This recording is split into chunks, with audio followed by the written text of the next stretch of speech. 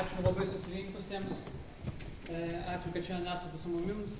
Šiandien turim didelę šventę premjerą. Gal ne tiek labai lengva tema, bet labai fainai tiek jūs matyt.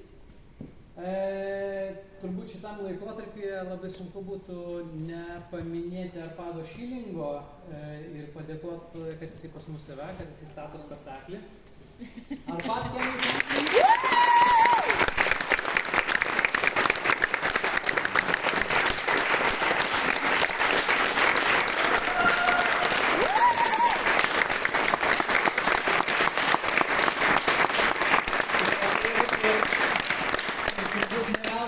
gal pirmą kartą gyvenime taip išstoju, nes turbūt šiandieną viskas, kas vyksta politiniam pasaulyje ir gal turbūt mūsų nacionaliniam pasaulyje labai koreliuoja su Arpadu, nes kas pažįsta, Arpadas Šilingas yra iš Vengrijos, jisai įkūrė nepriklausomą teatrą, Vengrijoje dirbo.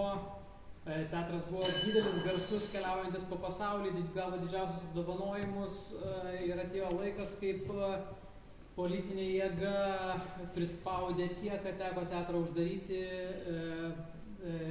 viską mesti, iškeliauti ir šiandien Arpadas gyvena Prancūzijoje, vien tik to, kad negali grįžti, ne tai, kad negali grįžti tėvynę, bet negali savęs realiai reikšti tėvynėje.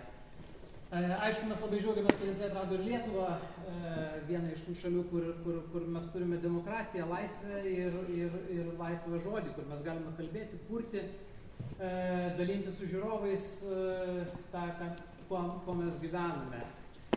Ir paskutinės dienos turbūt yra mūsų kultūros bendruomeniai didelis šokas tame, kad Arpado paveiksliukas artėja prie mūsų.